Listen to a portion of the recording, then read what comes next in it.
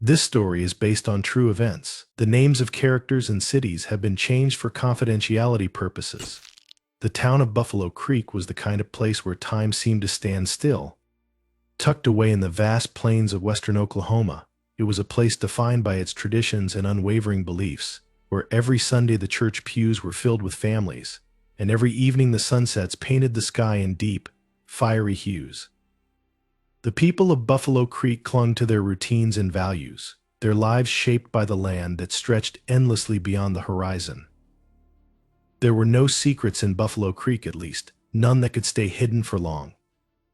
The wind that swept through the open fields carried not just dust and tumbleweeds, but whispers of gossip and judgment that could travel from one end of town to the other in a matter of hours. At the edge of this small, insular town stood a modest ranch house, weathered and sturdy, as though it had been rooted in the earth for generations. The house was surrounded by acres of flat, dry land, its faded white paint peeling under the relentless Oklahoma sun. Inside this house lived a family that appeared, at least on the surface, to embody the ideals of small-town Americana. John Matthews, a tall, broad-shouldered man with a rigid sense of right and wrong, was the head of this household. His stern demeanor and sharp, unwavering gaze had earned him respect among the townspeople. He was a man of faith and conviction, who believed deeply in the structure of a traditional family, his role as protector and leader, and his wife's as the nurturer. It was this sense of duty and control that had shaped his life for as long as he could remember. John had married Sarah 5 years earlier, after her first husband had passed away in a car accident. Sarah had been left alone with her only child, Alex, then just a young boy. The tragedy had bonded John and Sarah in a way that went beyond love. It was more about survival, about finding stability in the aftermath of loss.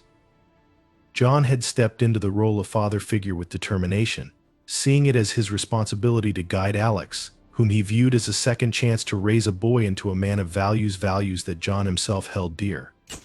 From the outside, they appeared to be a picture-perfect family. John worked long hours at the local construction company, his strong hands building homes and barns, while Sarah tended to their small garden and kept the house in order. But beneath the surface, there was a tension that simmered, a growing divide that threatened to break the fragile peace of their home.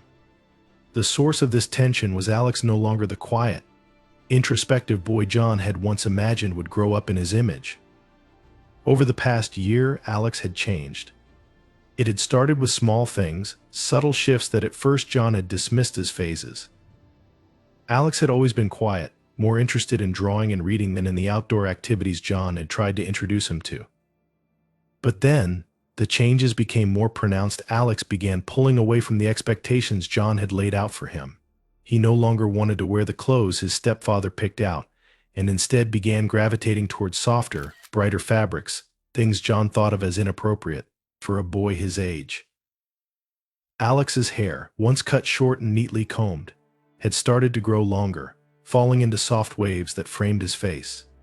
John had protested, of course, but Sarah, always gentle and protective, had told him to let it go, that Alex was just finding himself. But John couldn't let it go. His patience, thin to begin with, was wearing out. Every day Alex seemed to slip further away from the boy John had tried to mold, and in his place was someone John didn't recognize, someone who made him deeply uncomfortable. It wasn't just the hair or the clothes, it was something deeper, something that unsettled John in ways he couldn't articulate. It was the way Alex looked at himself in the mirror, the way he seemed to study his reflection as if searching for something that wasn't there. It was the way he no longer responded to the name Alex with the same ease, and the way he clung to his mother for comfort in moments of quiet distress. John had never understood Alex's sensitivity. To him, emotions were something to be controlled, contained. His own father had taught him that crying was for the weak, that real men endured hardship in silence, with their heads held high. He had tried to teach Alex the same, but it never seemed to take. Alex had always been different, softer. John had tried to push him into more traditional activities, fishing trips, baseball games, even hunting, though Alex had hated the sight of the rifle. But nothing worked. Alex remained distant, wrapped up in his own world of books and drawings, a world where John didn't seem to fit. Sarah had seen the changes too, of course. But unlike John, she didn't resist them. Sarah was a kind woman, with soft eyes and a quiet strength that had drawn John to her in the first place. She had always been more open-minded, more understanding of Alex's differences. When Alex began expressing discomfort with being referred to as a boy, Sarah had listened. When Alex told her that she wanted to be called Alice, Sarah hadn't flinched. Instead, she had taken Alice's small hands in hers and assured her that it was okay, that she would always be loved no matter what. This, above all, was what drove the wedge between John and Sarah. To John, Alice's transition wasn't just confusing, it was an affront to everything he believed in. He had always seen himself as a protector of his family, a guardian of their moral values. But now it felt like he was losing control. Sarah's acceptance of Alice's transition felt like a betrayal, a sign that she was allowing their family to fall apart. To John, it wasn't just a question of identity, it was a question of right and wrong, of sin and salvation. And in his mind, Alice was being led astray by ideas that had no place in their home. Alice, for her part, had never meant to cause trouble. At 10 years old, she was still learning who she was, trying to make sense of the feelings that had begun to surface within her. She had always known deep down that she wasn't the boy people thought she was. The realization had come gradually, like pieces of a puzzle slowly falling into place. At first, she had been too scared to say anything, to admit even to herself that she didn't feel right in the body she had been given. But as time went on, the feeling grew stronger, and the dissonance between how she felt inside and how she was perceived became unbearable. The day she told her mother, it had felt like a weight lifting off her chest. Sarah's acceptance had given Alice the courage to start being herself in small ways, wearing the clothes she felt comfortable in, growing her hair out, even practicing makeup when John wasn't home. But there was always a shadow hanging over her, the knowledge that John would never accept her. She had seen the way he looked at her, the tightness in his jaw whenever she appeared in the room, the way his eyes narrowed when she wore something that didn't fit his idea of what a boy should look like. It was like walking on a tightrope, always afraid of slipping and falling into the abyss of his disapproval. The tension in the house was palpable, a constant undercurrent that none of them could ignore. Sarah tried to keep the peace, balancing her love for Alice with her loyalty to John, but even she couldn't hold back the tide of conflict that was rising between them. John's patience was wearing thin. The more Alice asserted her identity, the more John felt his control slipping away. To him, this wasn't just a phase or a moment of confusion, it was a challenge to his authority, to his role as the head of the household. And John couldn't stand being challenged, not in his own home. He had tried to fix it. He had tried to lay down the law, forbidding Alice from wearing anything he considered feminine, insisting that she cut her hair, and banning all mention of her new name. But these actions only deepened the divide between them. Alice withdrew further into herself, spending hours alone in her room, her once bright, curious eyes now filled with a sadness that even Sarah couldn't erase. John, for his part, became more rigid, more authoritarian, his frustrations turning into anger that simmered just beneath the surface, waiting for an excuse to boil over. The town, of course, noticed. In Buffalo Creek, it was impossible to hide anything for long. The neighbors whispered behind their backs, wondering what was happening in the Matthews household. They saw the way John and Sarah walked to church together, but always with a cold distance between them, and the way Alice no longer came to Sunday service. Rumors began to spread, rumors that John had lost control of his family, that there was something wrong with his stepchild. But no one dared to ask directly. John's temper was well known, and no one in Buffalo Creek wanted to be the one to push him too far. And so the tension built, quietly but steadily, like a storm gathering strength on the horizon. Inside the house, the walls seemed to close in on them, the air thick with unspoken words and unresolved conflict. Sarah felt it, too, the growing distance between her and John, the way his disapproval of Alice had begun to seep into every aspect of their lives. She tried to reason with him, to explain that this was who Alice was, that she needed their support. But John refused to listen. In his mind, this wasn't something to be accepted, it was something to be fixed. And if Sarah wouldn't fix it, then he would. He began spending more time alone, locking himself in the small shed behind the house where he kept his tools and hunting gear. At night, while Sarah and Alice sat together in the living room, John would sit outside, staring out over the flat, empty land, his thoughts dark and heavy. He felt trapped, cornered by a situation he couldn't control. And the more he thought about it, the more he became convinced that there was only one way to solve the problem. Alice had to be stopped. In the weeks that followed, John Matthews' thoughts began to darken, turning inward and festering like a wound left untended. What had started as mere discomfort with Alice's growing femininity had now morphed into a consuming fixation. Every day it felt like the world was slipping further out of his control, and with it, his sense of identity as the head of the household. The once sturdy foundation of his family, which he had prided himself on holding together, was crumbling beneath the weight of what he saw as a threat to everything he stood for. John's days became a relentless cycle of frustration and anger, though it wasn't always outwardly visible.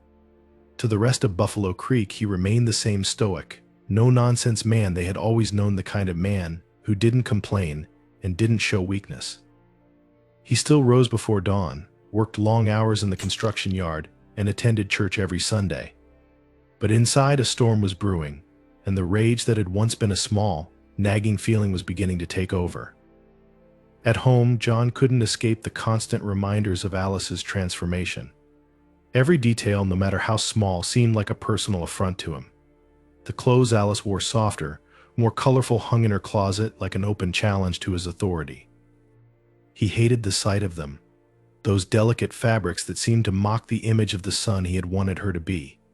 Her hair, now long enough to brush against her shoulders, was another source of irritation, its gentle waves a stark contrast to the cropped, neat cut he had always insisted upon. John couldn't bear the sight of her as she sat quietly at the dinner table, her body language no longer that of the boy he had once known. Every glance, every movement, only deepened his conviction that something was terribly, fundamentally wrong. As John's obsession grew, so did his resentment. He blamed Sarah as much as he blamed Alice. It was Sarah who had allowed this to happen, who had encouraged Alice's confusion, and let it flourish under their roof. Whenever he looked at his wife now, he no longer saw the woman he had fallen in love with, the woman who had once stood beside him, firm in their shared values. Instead, he saw someone who had betrayed him, who had allowed their family to fall apart by indulging what John saw as a sickness. Sarah's acceptance of Alice's identity felt like a knife twisting in his gut, a betrayal of the principles he had built his life around. John began to isolate himself, spending less time inside the house and more time outside, working in the yard or retreating to the small tool shed behind their home. It was his sanctuary, a place where he could escape the constant reminders of what was happening inside. The tool shed was cluttered and dark, filled with old equipment and hunting gear, the air thick with the smell of oil and wood shavings. It was a space where John felt like he was in control, where everything had its place and its purpose, unlike the chaos that had taken over his family. In the shed, John would sit for hours, lost in thought, the weight of his anger pressing down on him like a physical burden. He spent his time fixing things that didn't need fixing, his hands moving mechanically as his mind churned with thoughts of Alice and Sarah. He thought about the day Alice had first told Sarah she wanted to be called by her new name. That moment had been a turning point, the first crack in the foundation of their family. John had felt powerless then, standing on the edge of a precipice, watching as his wife and stepchild slipped away from him, leaving him alone on the other side. The thought that Alice might be considering medical steps toward her transition only deepened John's obsession.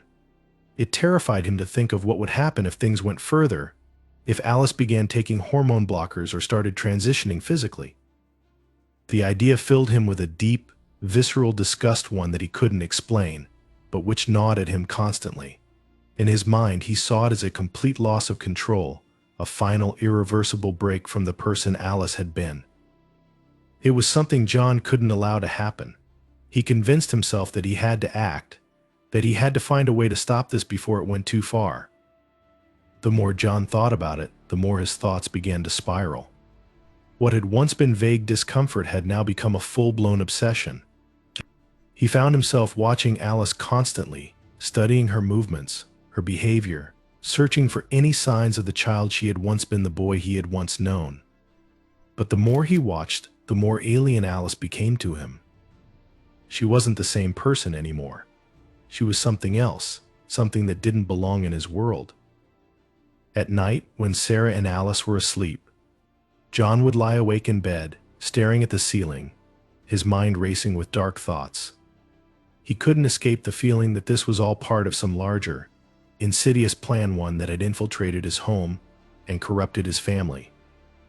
In the darkness of his room, his thoughts would take on a life of their own, growing more twisted and paranoid. He began to believe that Alice wasn't just confused, but that she had been influenced by something evil, something that had come into their home and taken over her mind. John had always been a religious man. His faith was simple, but unwavering.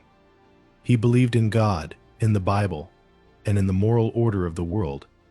But now, that faith was being tested in ways he hadn't expected. In his mind, Alice's transition was not just a personal crisis, it was a spiritual one. He saw it as a test, a battle between good and evil, between God's will and the forces of sin that were trying to destroy his family. And in this battle, John saw himself as the soldier, the one who had to stand firm and protect what was right. As the weeks dragged on, John's obsession began to take a toll on his mental state. He became more withdrawn, more irritable, snapping at Sarah over the smallest things. His anger, once controlled and kept in check, now simmered just beneath the surface, threatening to boil over at any moment. The tension in the house was unbearable, thick and oppressive, like a storm waiting to break. John could feel it building inside him, the pressure mounting with every passing day. He couldn't go on like this, living in a house that no longer felt like his own, surrounded by people who didn't understand him, who didn't see what he saw. It was during one of his long, solitary nights in the tool shed John's thoughts took a darker turn. He had been sitting on a worn wooden stool, the air heavy with the smell of oil and sawdust, his hands absent-mindedly polishing an old hunting rifle that had belonged to his father. The rifle was a relic passed down through generations of Matthew's men, and it represented everything John believed in: tradition, strength, and control. His father had taught him to shoot with that rifle when he was just a boy, and John had always intended to pass it down to Alex one day. But that day would never come.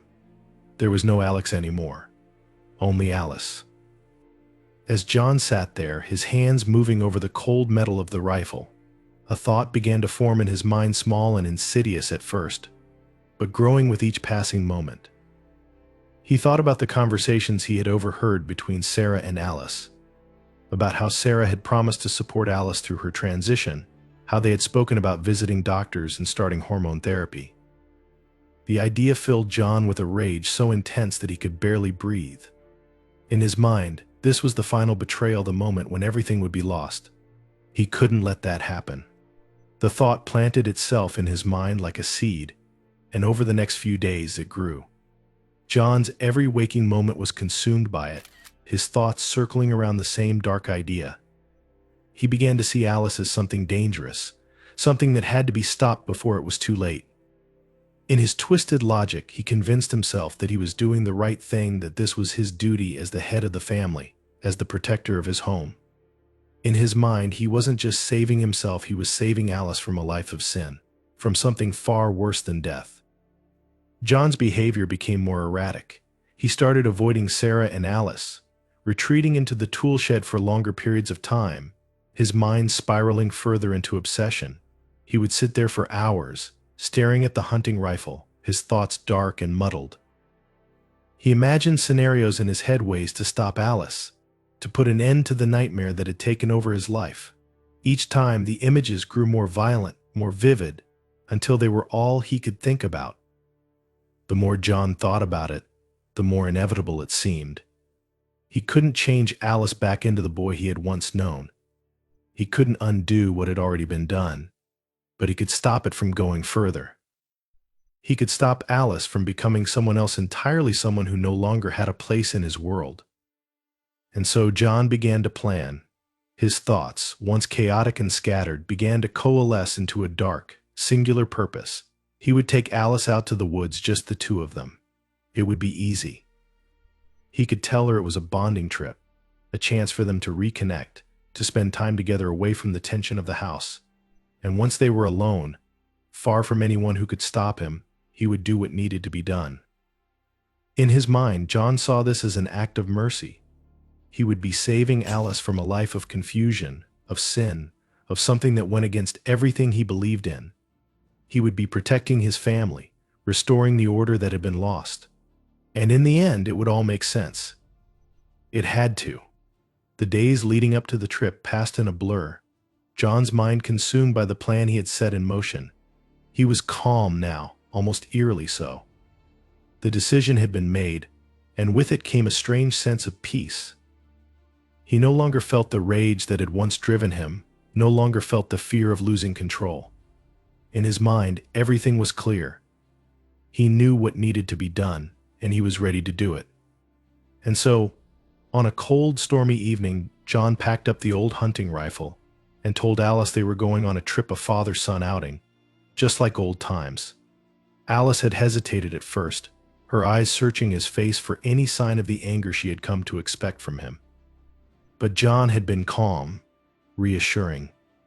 He had smiled at her, the first smile in months, and told her it would be fun. And so, reluctantly, Alice had agreed. As they drove into the woods, the air thick with the promise of rain, John's heart remained steady. He had made his choice, and there was no turning back. John's grip on reality had been slipping for weeks. The steady unraveling of his thoughts, the constant gnawing at the back of his mind, had now come to a head. His days were filled with a sense of detachment, as though he were merely going through the motions of life, watching from a distance as everything fell apart around him. The world felt wrong, distorted, as if the fabric of his life had been stretched too thin, fraying at the edges. And at the center of this unraveling was Alice.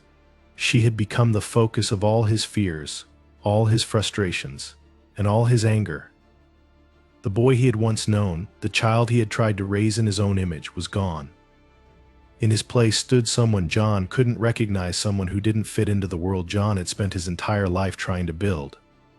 The delicate clothes, the long hair, the softness that clung to her, it was all wrong. Each time he looked at Alice, it was like seeing a reflection of everything that had gone wrong, everything he had failed to control. And it consumed him. At night, when the house was quiet and the darkness wrapped around him, John would lie in bed, his mind churning with thoughts that refused to settle. He would stare at the ceiling, the weight of his frustration pressing down on his chest like a physical burden. He couldn't breathe. His thoughts would race faster and faster, until they became a blur of anger and confusion. In these moments, Alice's face would appear in his mind, not the face of the child he had once cared for, but something else, something twisted by the choices she had made, choices he couldn't understand or accept. It was during one of these long, sleepless nights that the breaking point came. John had spent hours lying in the dark, his heart pounding in his chest, his thoughts spiraling out of control. He had tried to calm himself, to push the thoughts away, but they kept coming back, stronger and more insistent with each passing minute. The images in his mind were relentless images of Alice, images of the boy she had been, and the girl she had become. And beneath it all, there was a voice.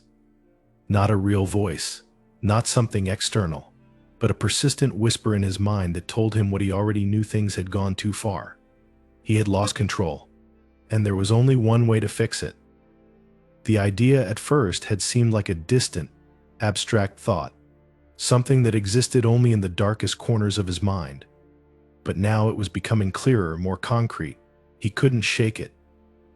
It clung to him, wrapping itself around his thoughts until it became the only thing he could think about. It wasn't just an idea anymore, it was a plan, a path forward. And as the hours passed, that plan solidified in his mind, taking root in the twisted logic that had taken hold of him. The final push came one evening, when John overheard a conversation between Sarah and Alice.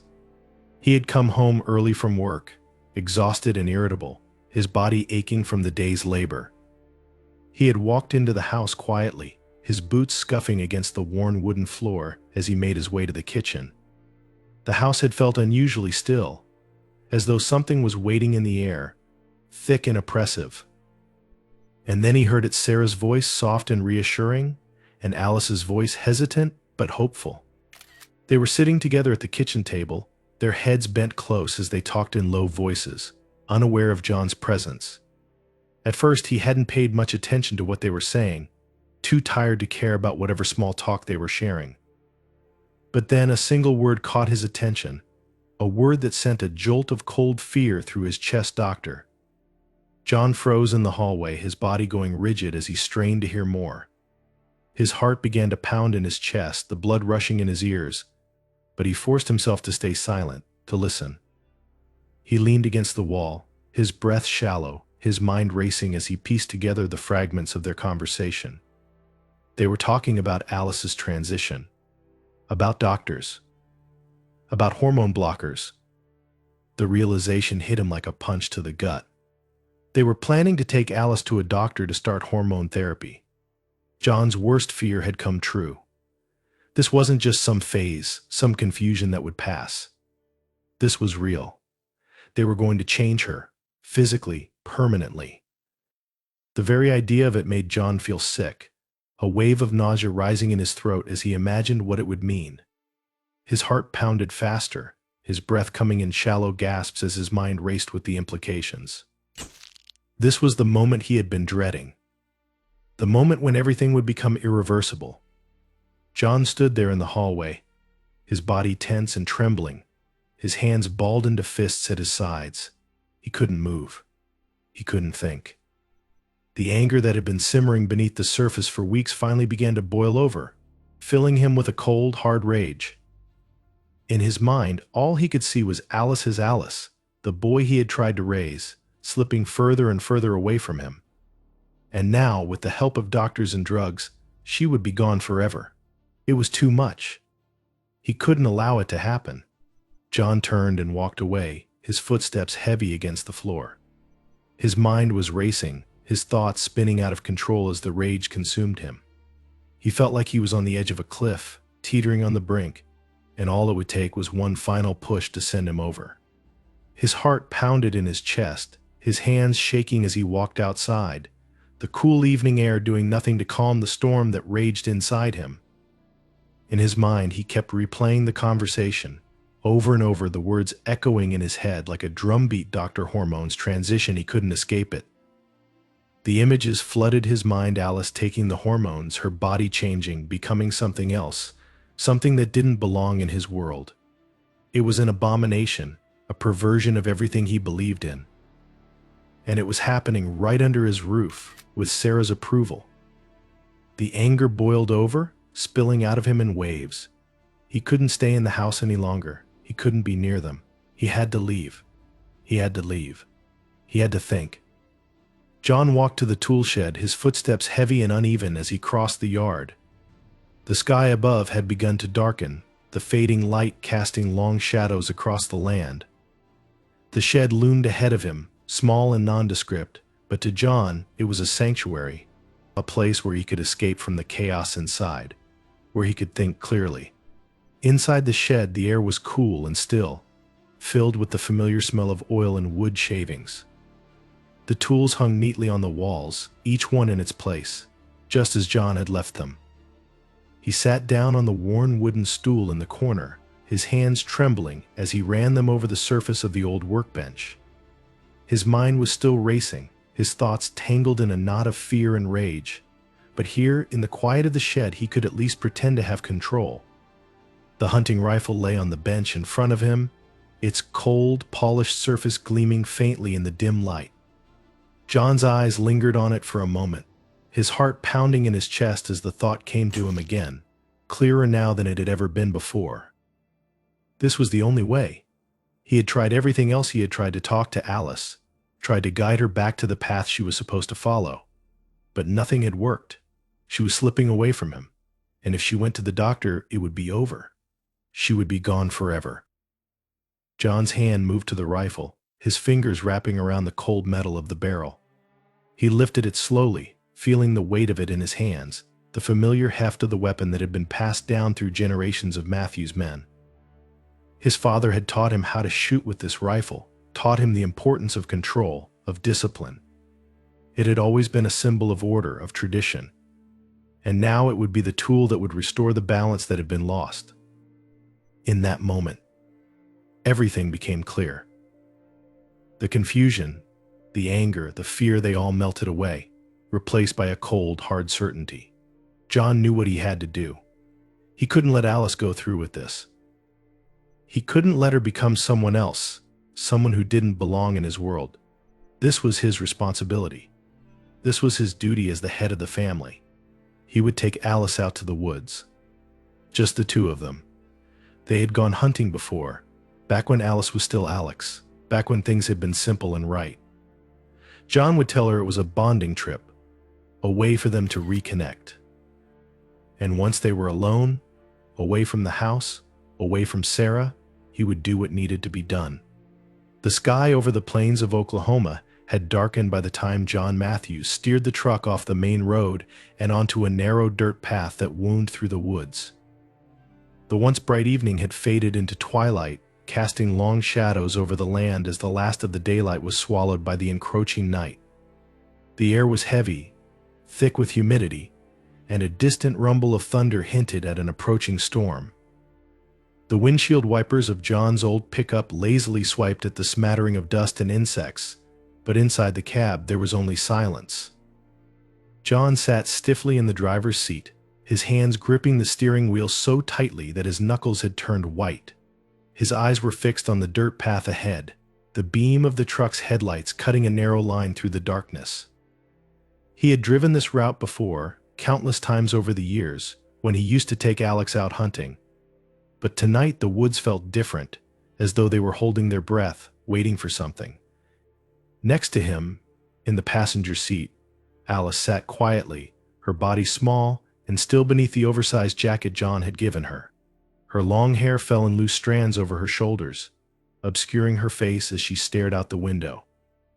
She had been quiet for most of the drive, though John could feel the tension radiating from her. She had been hesitant when he had suggested the trip, but his calm, reassuring tone had convinced her that it was just a simple father-child outing, something they used to do back when things were easier, back when Alice had still been Alex, and John had still believed he could mold her into something that fit into his world. But the truth had long since slipped out of his grasp, and now all that remained was this moment. John had known, from the moment he made the decision, that this was how it had to end. There was no turning back. Not now. The truck jolted as the tires rolled over a patch of uneven ground, and John's mind sharpened, focusing on the task at hand. His thoughts were cold, clear, and methodical, stripped of the rage and confusion that had plagued him for so long. This was no longer a question of anger or hurt. This was about duty, about doing what had to be done. He had tried to save Alice, to guide her back to the path she was supposed to follow, but nothing had worked. And now, the only option left was to take control of the situation in the only way he knew how. John's eyes flickered toward the rearview mirror, where the faint outline of the hunting rifle lay in the back seat, its cold metal glinting in the fading light. The rifle was a familiar weight in his hands, a symbol of the tradition and order he had been raised with. It was a tool, passed down through generations, used by men like his father and grandfather to assert their control over the land, over their lives. And tonight it would be used for the same purpose. The truck finally came to a stop in a small clearing deep within the woods, a place far enough from the main road that no one would hear the sound of the gunshot. John killed the engine, and for a moment the silence in the cab was absolute, oppressive.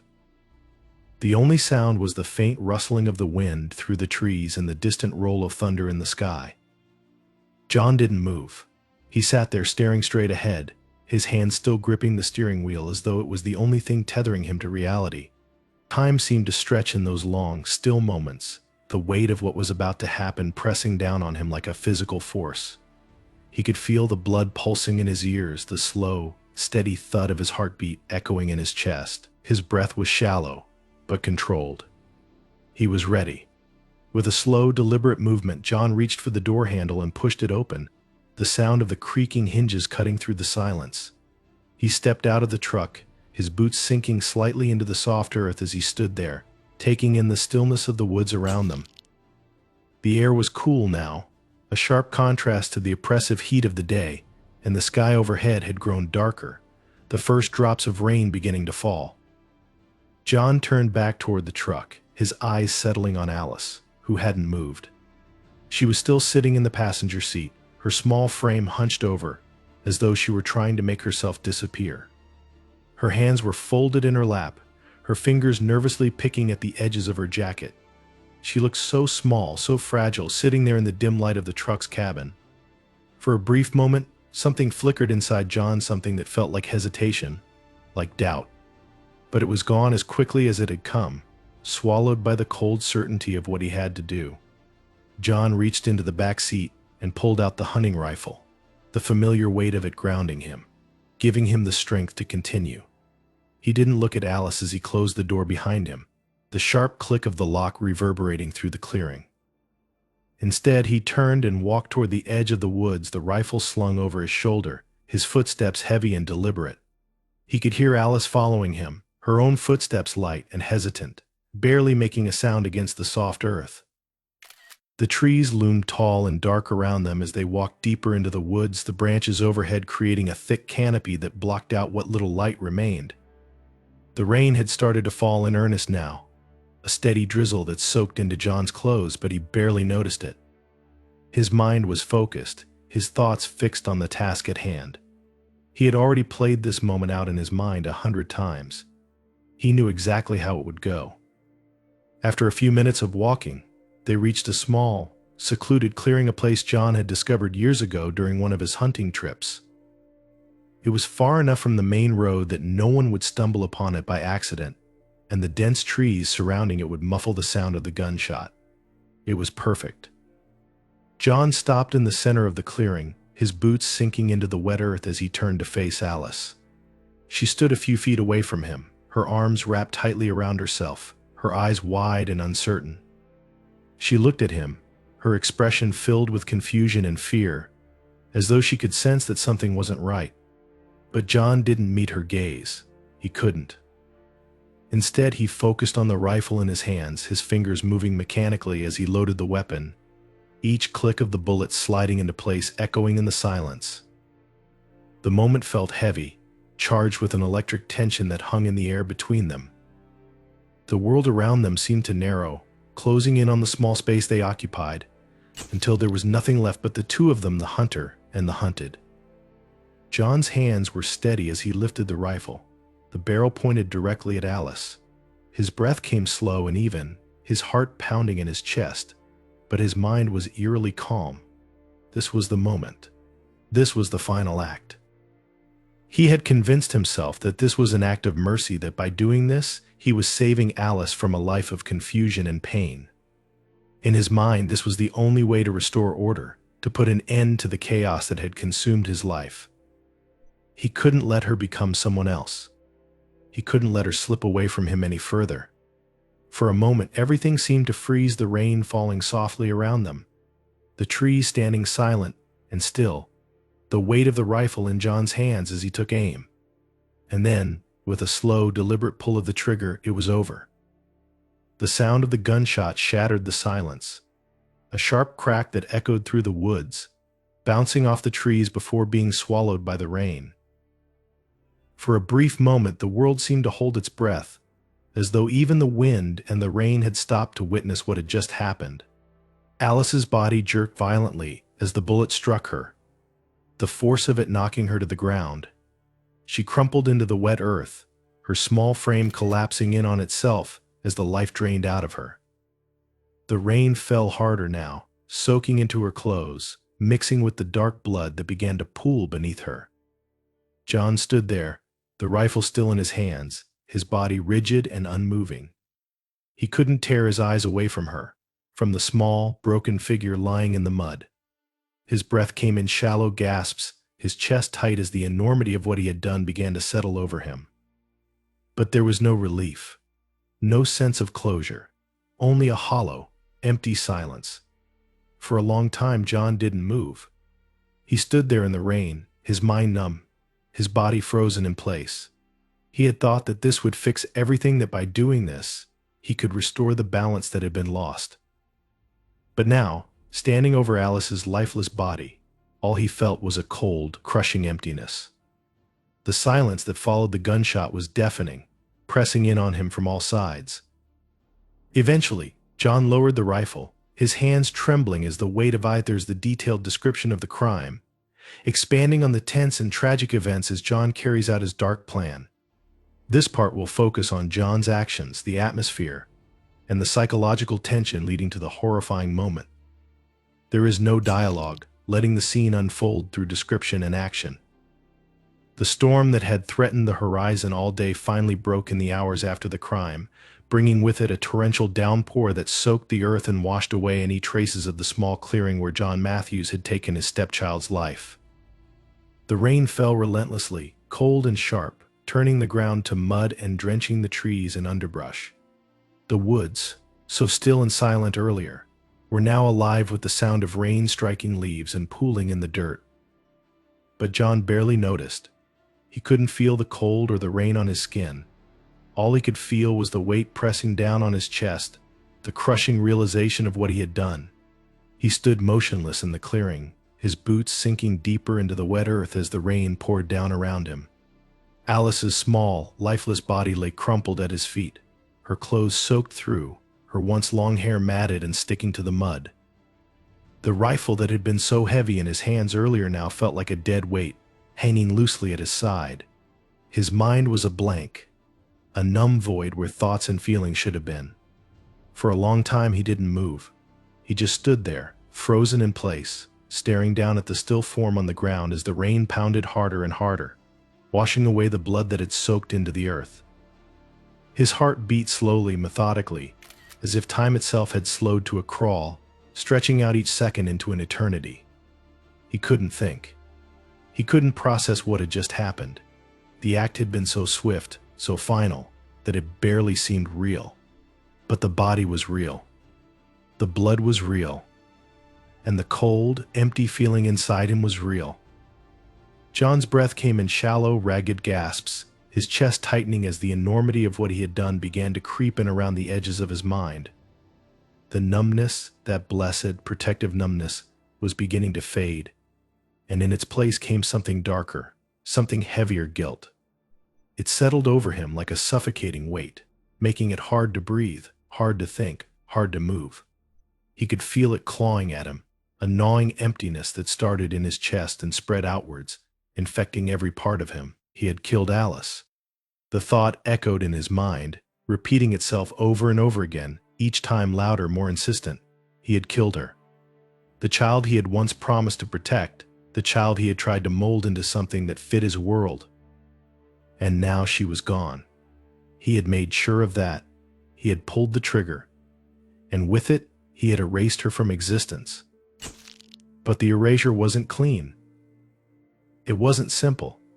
It was a stain, one that clung to him, one that no amount of rain could wash away. No matter how hard the rain fell, no matter how much of Alice's blood was washed into the earth, John knew that it wouldn't be enough to cleanse him. The guilt was too deep, too rooted in the core of him. It had been born the moment he made the decision to kill her, and now it would stay with him forever. His hands trembled as he stared down at them, slick with rain and mud. They looked foreign to him, like they belonged to someone else, someone capable of the kind of violence he had committed. He had always prided himself on being a man of control, a man who did what was right, no matter the cost. But now, standing here in the pouring rain, staring at the evidence of his crime, he felt like a stranger in his own skin. Forcing himself to move, John took a step back from Alice's body, the mud sucking at his boots as he stumbled. His heart raced in his chest, the reality of what he had done closing in around him like a vise. Panic clawed at his throat, tightening until it was almost impossible to breathe. He turned away from her, unable to look at the still, lifeless form on the ground any longer. He couldn't stand the sight of it, the finality of it. The woods around him, which had once felt so familiar, so controlled, now seemed alien and hostile. The towering trees, the thick underbrush, the endless stretches of damp earth, they all closed in on him, pressing against him with a weight he could no longer bear. The rain poured down harder, soaking him to the bone, but he didn't care.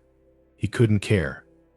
All he could think about was getting away, putting as much distance between himself and what he had done as possible. His legs felt heavy, weighed down by the mud, by the guilt, by the crushing realization of his crime. Each step was slow and laborious, his breath coming in short, shallow bursts. He could feel the panic rising in his chest, threatening to overwhelm him, but he pushed it down, forced himself to keep moving. He had to leave. He had to get away.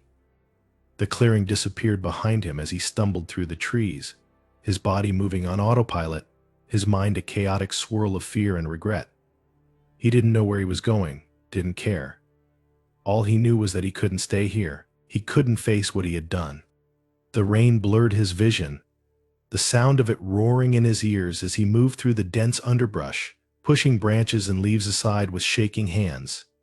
His clothes clung to his body, soaked through with rain and sweat. He could feel the mud sticking to his boots, making each step harder than the last, but he kept moving, driven by an instinct he couldn't name. An instinct to run, to escape. But there was no escaping what he had done. The weight of it clung to him, followed him through the trees, through the rain, through the darkness that had begun to descend over the woods. No matter how far he ran, no matter how fast he moved, the guilt was always there, pressing down on him like a heavy, suffocating blanket. Hours passed, or maybe minutes, John couldn't tell. Time had become meaningless in the aftermath of the crime. The world around him was a blur of trees and rain, a never-ending labyrinth of darkness and confusion. His body ached, his muscles screaming for rest, but he couldn't stop. Stopping meant thinking. Stopping meant acknowledging what he had done. And John wasn't ready to do that. Finally, after what felt like an eternity, John emerged from the woods, stumbling into the open field that lay beyond the tree line. The rain was still falling, turning the dirt into a thick sludge that clung to his boots as he made his way across the field. His heart pounded in his chest, his breath coming in ragged gasps, but he didn't stop. He couldn't stop. He had to keep moving. The truck was parked where he had left it, sitting alone at the edge of the field, the headlights casting a dull glow through the rain. It looked out of place, like it didn't belong here, like it had been abandoned. John approached it slowly, his body moving like it was on autopilot, each step heavy and mechanical. His mind was numb, blank, unable to process the enormity of what had just happened. He climbed into the driver's seat, his hands shaking as he gripped the steering wheel. The cold metal felt foreign in his hands, unfamiliar, as though it belonged to someone else. He sat there for a moment, staring blankly at the windshield, as the rain poured down in sheets, blurring the world outside into a wash of gray and black. The silence inside the truck was suffocating. The only sound was the steady rhythm of the rain against the roof, the slow, deliberate ticking of the clock on the dashboard. John's heart pounded in his chest, his breath shallow and uneven. He couldn't think. He couldn't move. All he could do was sit there, the weight of his guilt pressing down on him like a physical force. His mind drifted back to Alice, her small, fragile body lying in the mud, the life drained from her eyes, her long hair matted and soaked with rain. The image flashed in his mind over and over again, each time more vivid, more terrible than the last. He could see the blood, dark and thick, pooling beneath her. He could hear the gunshot, sharp and final, echoing through the trees.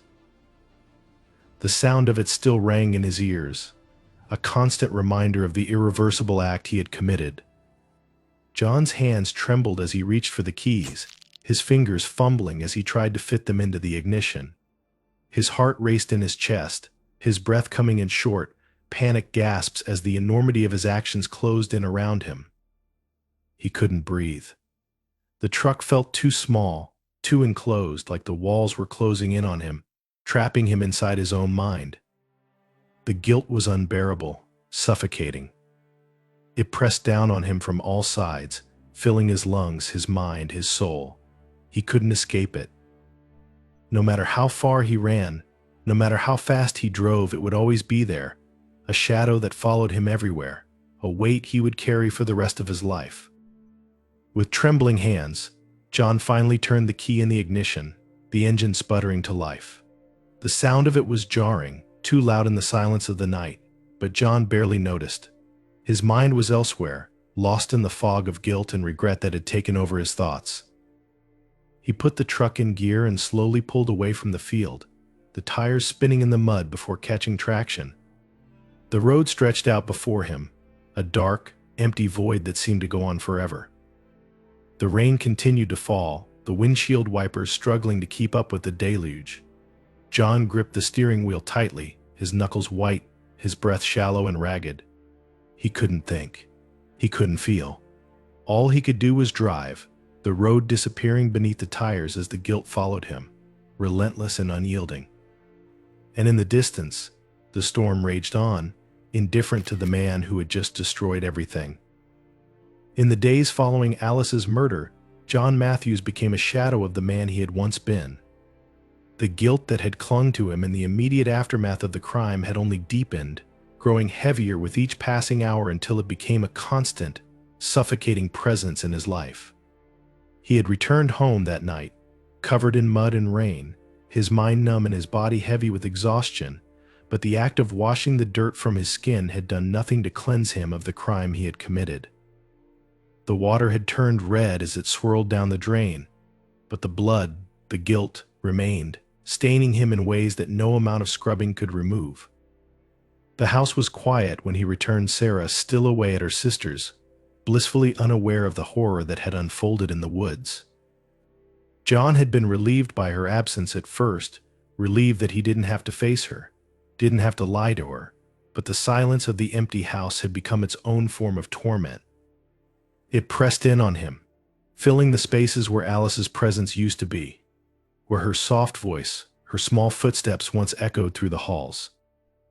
Now there was only the ticking of the old clock in the living room, a constant reminder of the time passing, of the distance between the moment of the crime and the moment it would all catch up to him. John couldn't eat. He couldn't sleep. The moment he closed his eyes, the image of Alice's lifeless body lying in the mud would flash in his mind, vivid and terrible, her eyes staring up at him, blank and unseeing. He would wake in a cold sweat, gasping for air, his heart pounding in his chest as if it were trying to escape his ribcage. The bed felt too small, the walls too close, and no matter how many times he tried to calm himself, to remind himself that he had done what was necessary, the guilt gnawed at him relentlessly. It was only a matter of time before people started asking questions. Alice was gone. He had buried her body deep in the woods, far from where anyone would think to look, but it wouldn't be long before her absence was noticed. John had hoped that he could create a story, a lie to explain her disappearance, that she had run away, unable to cope with the confusion of her identity, or that she had left to find herself, as so many troubled teenagers did. He thought he could convince the town, and Sarah, that this was just another tragedy, another heartbreak in a world filled with loss. But John underestimated the town's ability to dig, to question, to pry. In Buffalo Creek, nothing stayed hidden for long. By the second day, the neighbors had started to notice Alice's absence. Questions were whispered among them, questions that made their way to John's doorstep in the form of polite but probing visits. The sheriff stopped by the house, as did a few other concerned townspeople, all with the same hesitant inquiry, "Where is Alice?" John had expected this, of course. He had known the questions would come, but when they did, he found that he could barely form the lie he had rehearsed. His voice felt foreign to him, shaky and uncertain, as he told them that Alice had left. He claimed that she had been struggling, confused about who she was, and that she had decided to leave town to find peace somewhere else. He could see the skepticism in their eyes, the way they exchanged glances when they thought he wasn't looking. But they left him alone. For now. Their eyes, though, lingered a bit too long on his face, as if searching for cracks in his story. The guilt, already unbearable, began to twist itself into something darker: paranoia. At first it was small. John could feel the weight of the townspeople's suspicions pressing against him, their eyes watching him too closely when he went to the market or passed by them in the streets. He imagined them whispering about him, about the way he avoided their questions, the way he refused to meet their gaze. He could see their judgment in every nod, every polite smile, every sideways glance. But as the days dragged on, the paranoia began to fester, growing into something all-consuming. John started seeing things. He knew they weren't real, at least he tried to convince himself they weren't, but they felt real enough in the moment. It started with small flashes in the corners of his vision, the soft sway of long hair in the distance, a shadow darting just out of sight, the faint sound of footsteps in the hallway late at night, when the house should have been silent. Every time he looked, there was nothing there, nothing to explain the sudden, irrational sense of dread that washed over him. But then came the dreams. They were vivid, far too vivid to be dismissed as mere nightmares. In them Alice was always there, standing just at the edge of his vision, her back turned to him, her long hair falling over her shoulders in wet, matted strands. No matter how many times he called out to her, she wouldn't turn around. She would just stand there, motionless, her small frame barely moving as the wind swept through the dreamscape. And then when he finally reached her, when his hand reached out to touch her shoulder, she would collapse into the mud, lifeless and cold, her eyes staring up at him accusing. John would wake from these dreams gasping for breath, his heart pounding in his chest, his body covered in sweat. But even when he was awake, the images wouldn't leave him. He would lie there, staring at the ceiling, listening to the house creak and groan around him, convinced that at any moment, Alice would walk through the door. It had started quietly, a soft whisper that John could almost ignore, telling him what he already knew, that he had made a terrible mistake, that he was a murderer, that he would never be free of what he had done. But as the days turned into weeks, the voice grew louder, more insistent, more accusing. It would follow him everywhere through the house, through the fields, even into town. He could hear it in the rustle of the wind through the trees, in the creaking of the old house, in the low murmur of voices as the townspeople gathered at the church. Always there, always reminding him of what he had done, of the life he had taken. One night, after another sleepless evening spent pacing the house, John's paranoia reached a breaking point. The voice had been relentless that day, hounding him at every turn, growing louder and louder until it was all he could hear. He had tried to drown it out with work, with chores, with anything that could keep his hands busy, but nothing worked. The voice was everywhere, following him like a shadow. By the time the sun set, John's nerves were frayed to the breaking point. He could feel the weight of his guilt pressing down on him, heavier than ever, suffocating him. His heart raced in his chest, his breath coming in short, shallow gasps as he sat at the kitchen table, staring at the untouched plate of food in front of him. The room felt too small, too close. The walls seemed to be closing in on him, the air thick and oppressive. And then, from somewhere deep in the house, he heard the sound of footsteps. Soft, slow, deliberate. John froze, his heart stopping in his chest as the sound echoed through the empty hallway. It was impossible Alice was dead, but the sound was unmistakable. Someone was walking through the house. The footsteps grew louder, closer, each one sending a jolt of terror through John's body. He couldn't move, couldn't breathe, couldn't think. He just sat there, frozen in place, his hands gripping the edge of the table so tightly that his knuckles turned white. The footsteps stopped outside the kitchen door. John's breath caught in his throat, his entire body trembling as he stared at the doorway, waiting. The house was deathly silent now, the only sound the faint creak of the floorboards beneath the invisible weight of the footsteps. And then from the shadows of the doorway she appeared. Alice.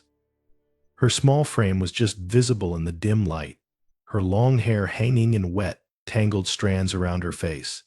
Her clothes were soaked, muddy, just as they had been when John had left her body in the woods.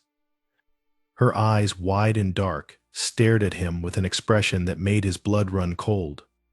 It wasn't fear. It wasn't anger. It was something deeper, something worse. John's body jerked violently as the vision of Alice flickered, fading in and out like a ghost caught between two worlds. He tried to stand, tried to move, but his legs felt like lead, his muscles locked in place. His mind raced, scrambling for some explanation, some way to make sense of what he was seeing, but nothing came. There was no explanation. Alice was dead. He had buried her in the woods, left her body to rot beneath the earth. But here she was, standing in front of him, staring at him with those cold, accusing eyes. His breath came in ragged gasps as the room spun around him, his vision blurring as the guilt, the fear, the paranoia all crashed down on him at once. The sound of his own heartbeat roared in his ears, drowning out everything else, until all that remained was the vision of Alice, standing in the doorway, watching him, waiting. John couldn't take it anymore. He stumbled to his feet, his body shaking uncontrollably as he backed away from the table, from the vision, from the weight of his guilt. His breath came in short, panicked gasps as he stumbled through the house, knocking over chairs and dishes as he went. The walls felt like they were closing in on him, the shadows growing darker, more oppressive, until they consumed everything around him. He had to get out. He had to escape. John burst through the front door, his boots slipping on the wet ground as he ran, blindly into the night. The rain had started again, falling in heavy sheets that blurred his vision and soaked his clothes, but he didn't care. He ran through the mud and the rain, his breath coming in ragged gasps, his heart pounding in his chest as if it were trying to escape. He didn't know where he was going. He didn't care. All he knew was that he had to get away from the house, away from Alice, away from the crushing weight of his guilt. But no matter how fast he ran, no matter how far he went, he couldn't escape it. It followed him through the rain, through the darkness, through the tangled underbrush of the woods. The guilt, the fear, the paranoia, it was always there, pressing down on him, suffocating him. And in the distance, just beyond the edge of his vision, Alice was there too, watching him. John ran until his legs gave out, until he collapsed in the mud, gasping for breath, his body trembling with exhaustion. The world around him spun, the rain blurring everything into a haze of darkness and confusion. But even then, as he lay there in the mud, the vision of Alice's eyes cold, accusing, stared down at him, unforgiving. And in that moment, John knew he could never escape.